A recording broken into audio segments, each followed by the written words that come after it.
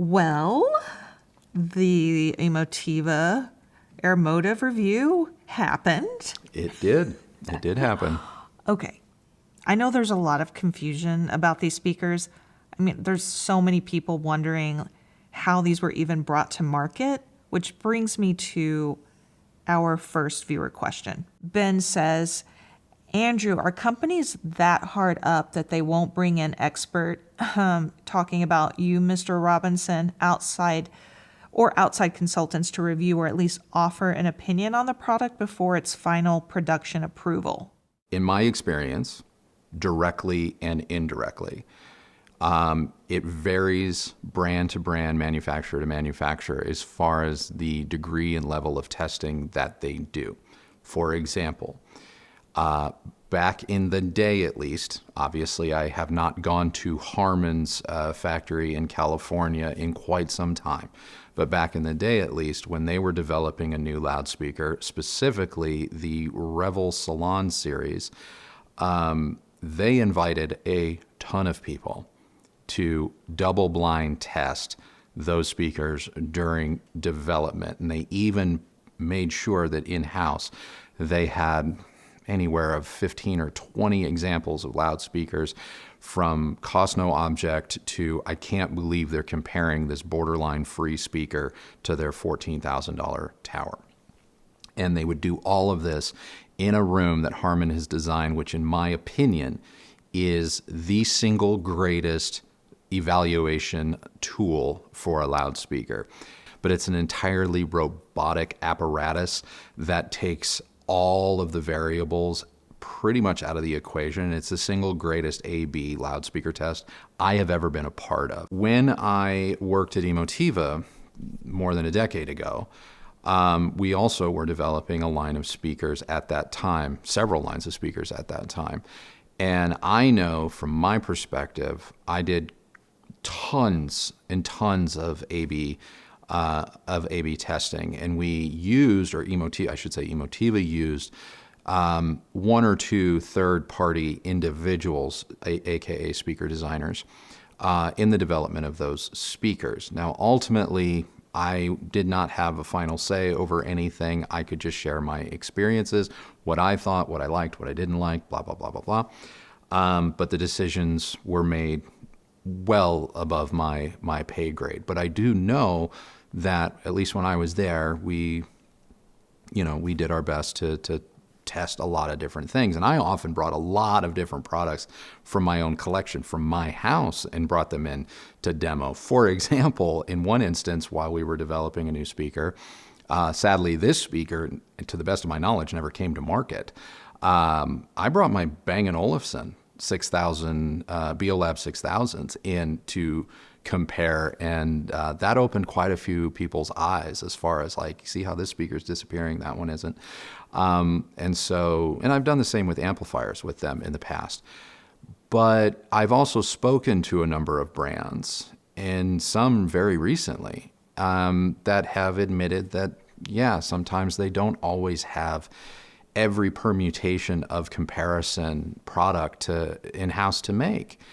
And so a lot of times, while not saying that the audience or the customer is beta testing, a lot of times they are hearing about their products being used with things they didn't consider, only after they go on sale. Based on the experience I have now, 4 years into this or so, some of the conversations we've had with other brands, it does seem like most of the bulk of the testing happens with, like, let's say, employees of the brand.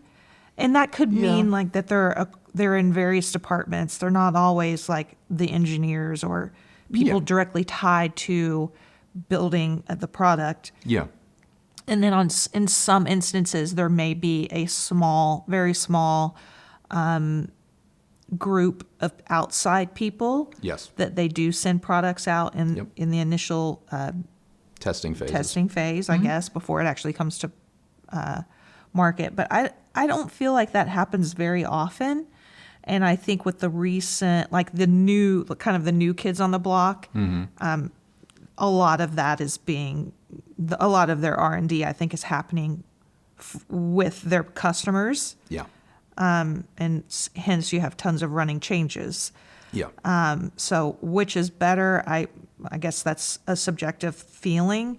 I mean, even some of the more tried and true, or the brands that have been around longer, Yeah. I think that sometimes they're getting feedback as well, but for the first time from the people reviewing their products. We've brought things to brands' attentions in our review.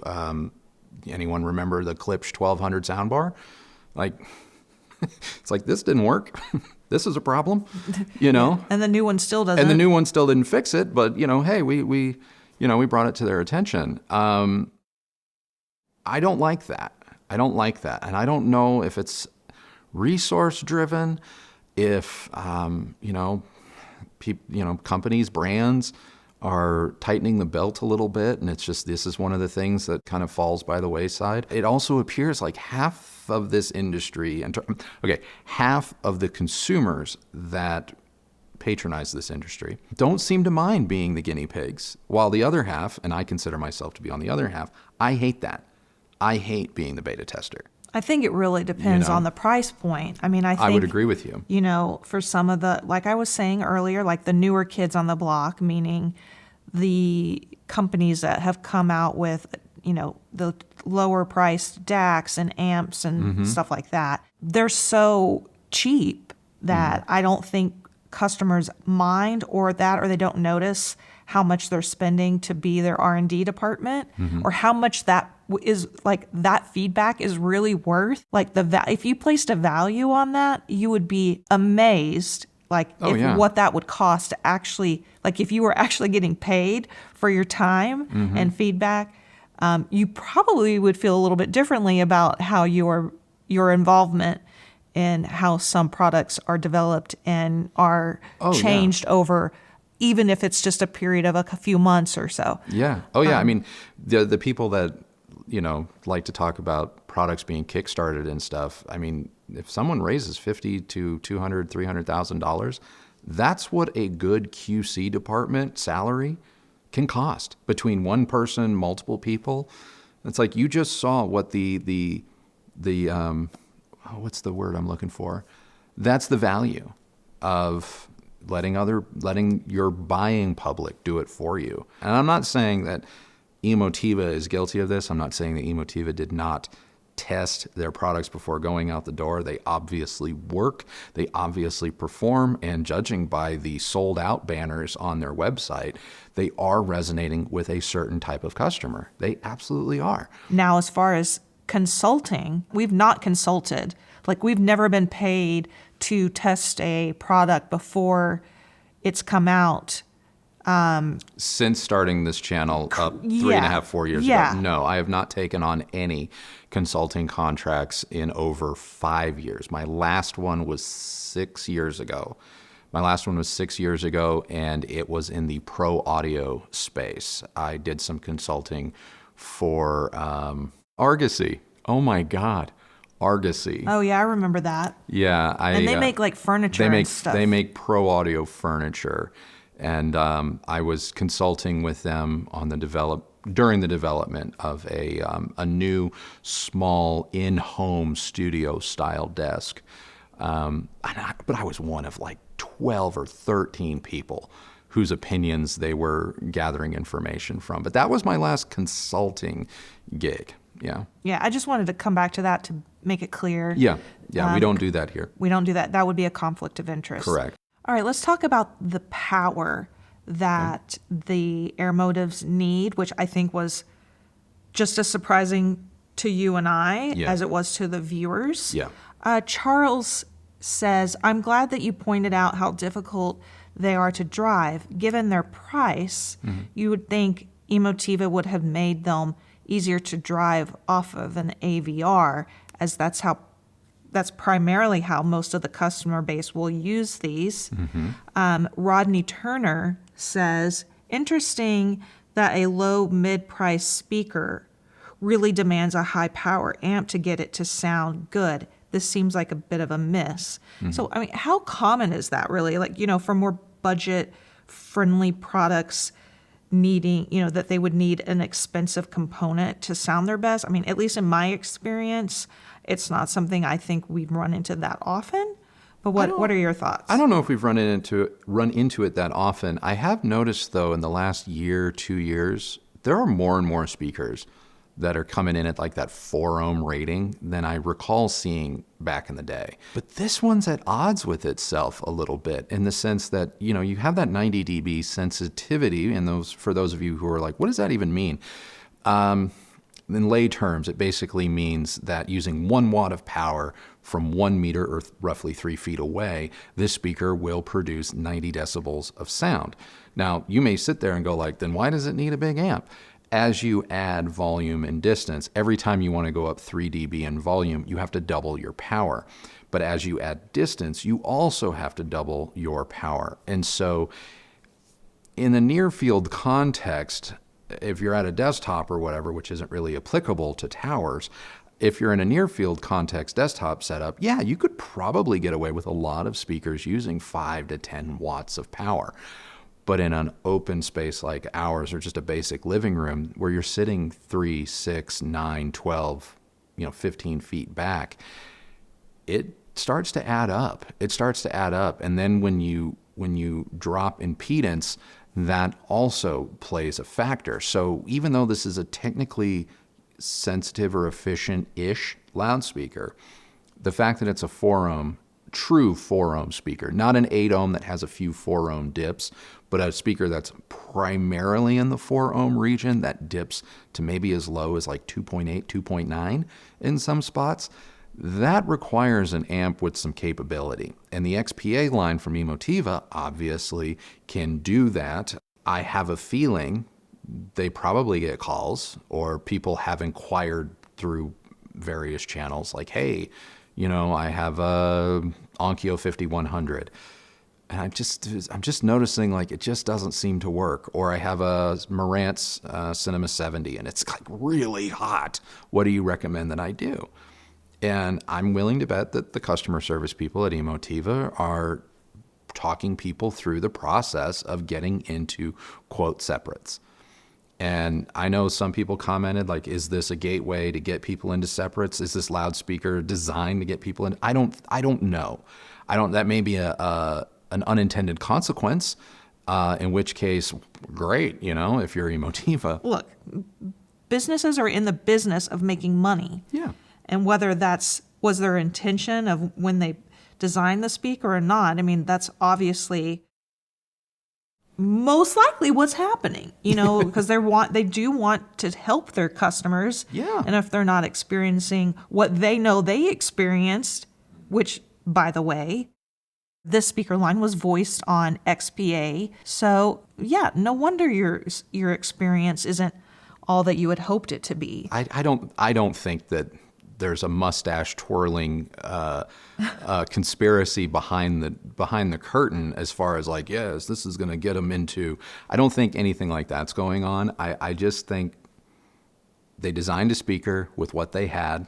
EMOTIVA is primarily an amplifier company, so they have amplifiers at the ready.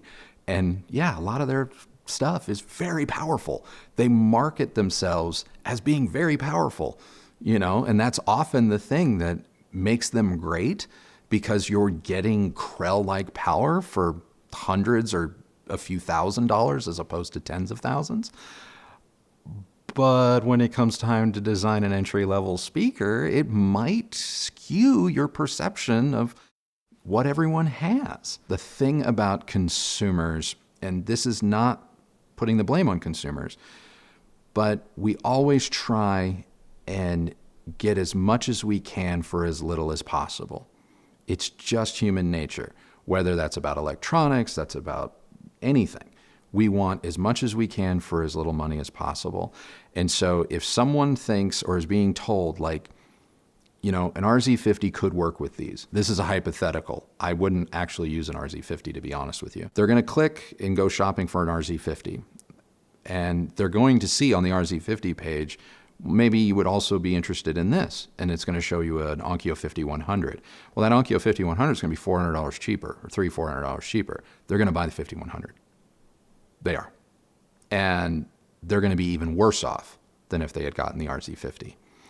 And as a manufacturer, it is my belief, and I'm not a manufacturer, but if I were, it is my belief that you have to try and think of that whenever you're developing anything. Well, Ethan Schleff has the new bookshelves, the XB2, Okay.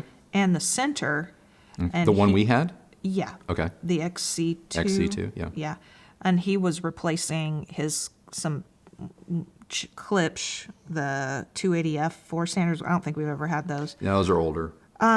Anyway, so what he said was that he has the new XB2 and the XC2 center, and that he's running an Outlaw 7000X, Okay. which is, I looked it up. Where'd it go? It's a 7-channel by 130 watts into an 8-ohm load, Yeah. and that runs about $1,000. And with the XLR out, he has it paired with the Tone Winner. How do you say that brand? Tone Whiner? Tone Winner, whatever. Yeah. AT300 16-channel processor, Okay. which runs about $1,400, and has it paired also with EMOTIVA BaseX amplifiers. Now, Ethan doesn't say how many of the BaseX he's using, Yeah. but he does claim that he really is enjoying his experience. But, as you can already see, we're looking at least $2,400 plus however many BaseX Yeah. he has to run some bookshelves. To run $499 bookshelves. Yeah. To run $500 bookshelves. Look, yeah, no doubt. He's powering his speakers he's giving them exactly what they're asking for.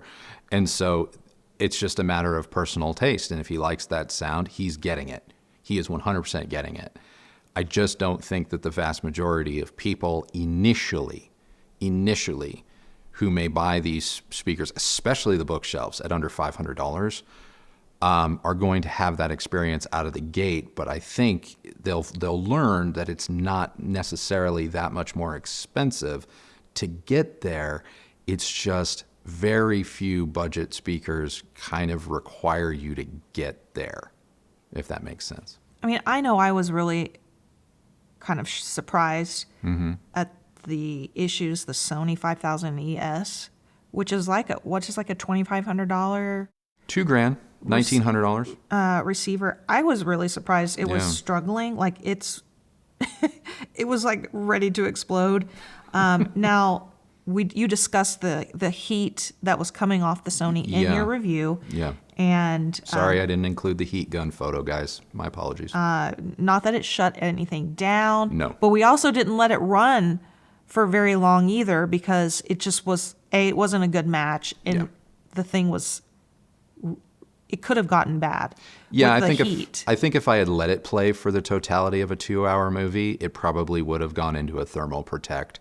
But 15, 16 minutes in, when I could literally feel the heat coming off the receiver as I approached it to see if maybe I'd hooked something up wrong, that's all I needed to know. Like, this isn't right. This is not a good fit.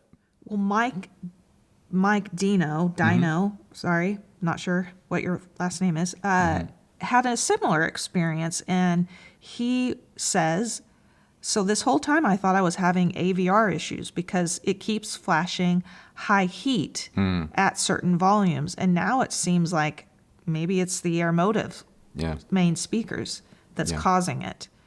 I mean, that would be my guess.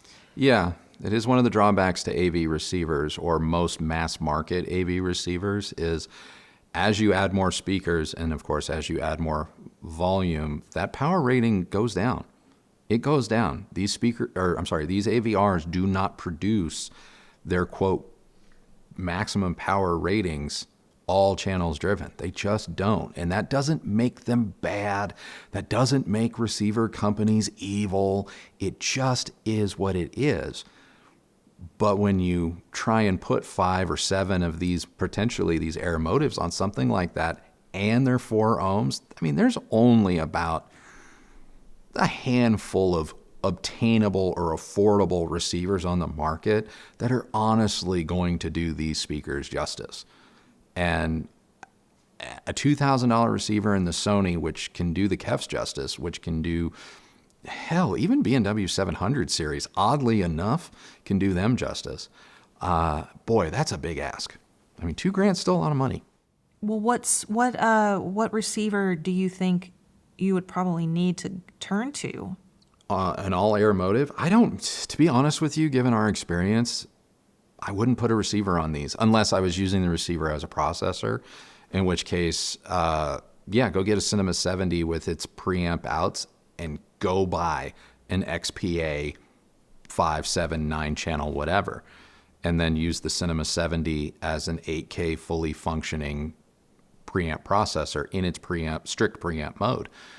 That's going to be the most affordable way to do an AirMotive home theater, because even EMOTIVA's current processors are going to run you more than a Cinema 70, and they are going to do less. Well, keeping on the power train, Okay. Spudzuka I think I recognize that name. has a couple of questions about how power affects sound quality that I thought would be helpful. Okay. The first question, Spud asks, is there any perceivable difference in audio characteristics between a thirsty speaker being driven with big power versus an efficient speaker with modest power? Okay. All right, that's the first question. And then follows up with, I've always had high sensitivity speakers, and I've been curious if there is a reason one would give up flexibility of driving equipment in lieu of harder to drive speakers. There's no downside to having power. Straight up, no downside. And I know a lot of people will look at a spec and they'll see recommended amplifier power. They'll see 20 or 30 watts to 100 watts. And then they're like, well, my amplifier is 250 watts. Am I going to make my speaker explode? No. Your amplifier, even though it has 250 watts, is not producing 250 watts to your speakers all of the time. In fact, 90% of the time that you're listening, it's probably only using 1 to 10 watts, if that. The reason why you need 200 watts, even though 90% of the time you're using maybe 10, is in those moments, those milliseconds, where your percolating listening volume is, say, 60 dB, but then it jumps to 80. Understand that 20 dB hike is taking every ounce of power that amp has to get there in a millisecond, only to come back down. Now, if you're at 10 watts and the maximum this amp can do is 20, and it hits one of those moments, especially in home theater use, it hits one of those moments, it's going to run out of steam, it's going to clip the amp, and if you keep running into that ceiling, you're going to cause damage to your system. Power is an insurance policy for your system and for whatever you want to listen to.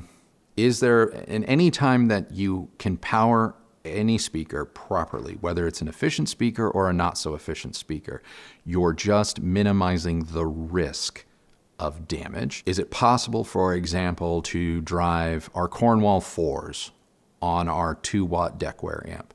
You bet there is. You bet there is. And as long as I'm listening at normal speaking volumes, and maybe even a little bit higher than that, the Deckware has the dynamic headroom to be very enjoyable, and it sounds brilliant. And for a lot of people, that's where they're going to listen.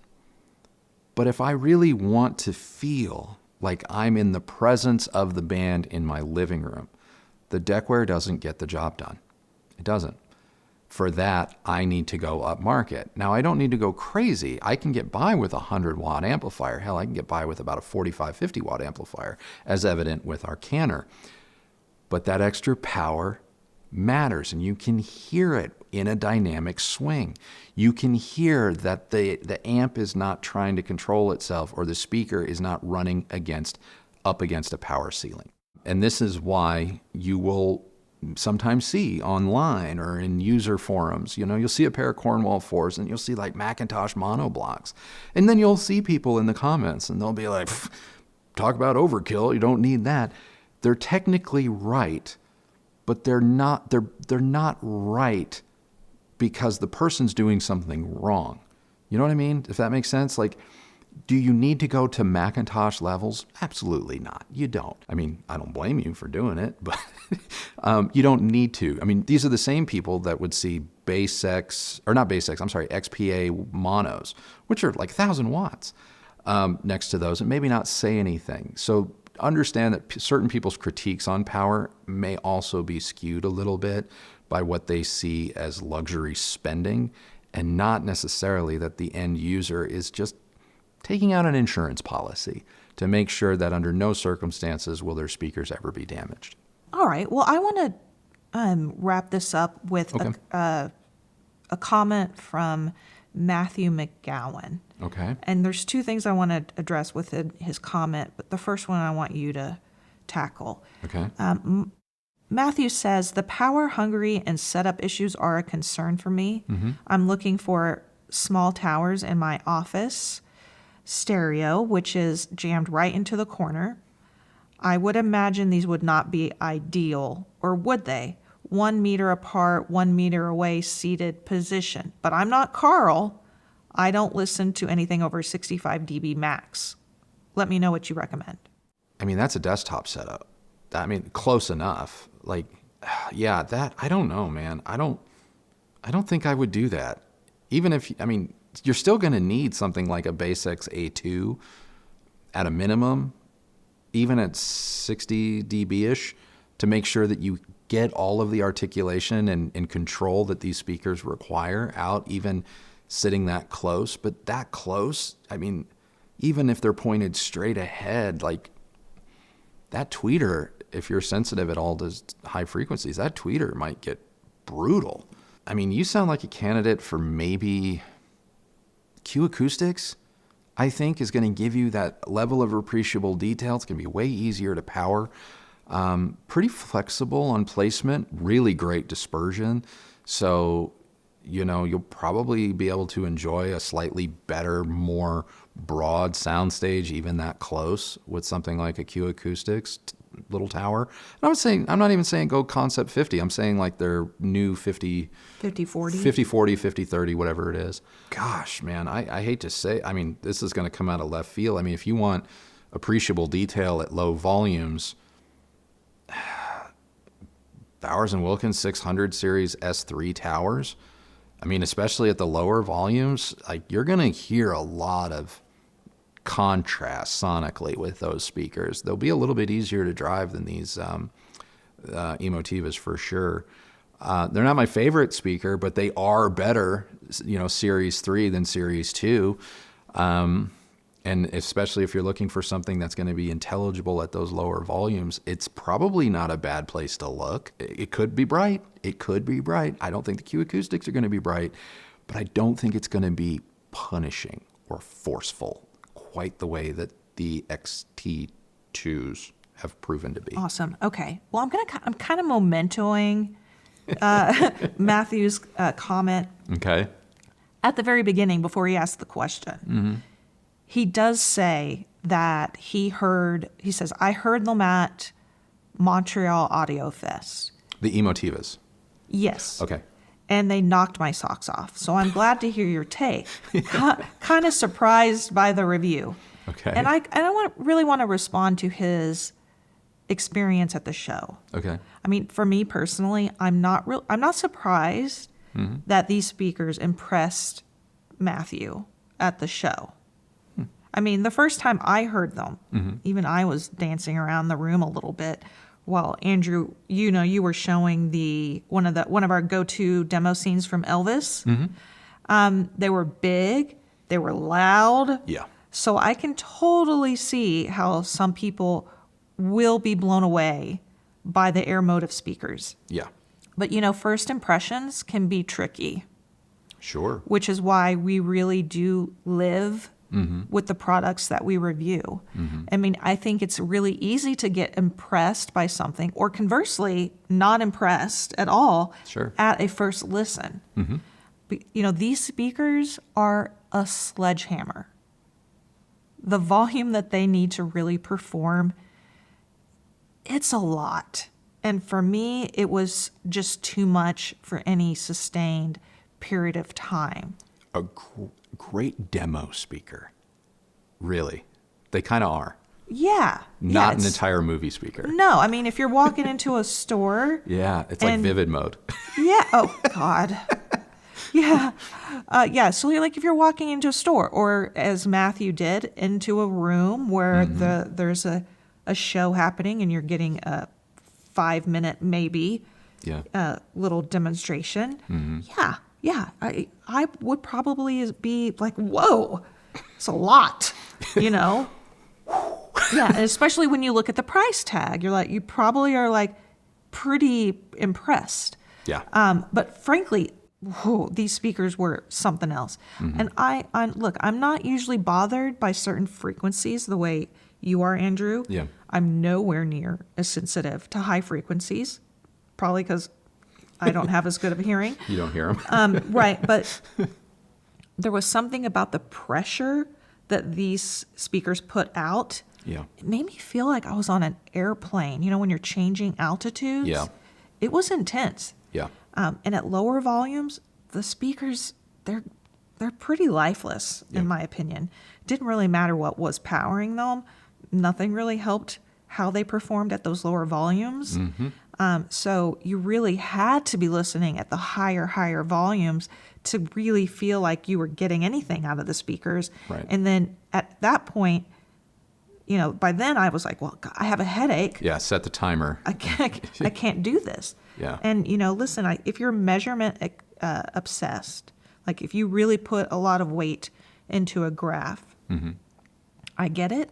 I mean, even Andrew kept saying, but these speakers measure so well. Like it was so, he was disturbed by the fact that what they were doing on paper versus what he felt about them while just listening were so at odds with each other. But, you know, this is why I don't ever look at a graph before I listen to something.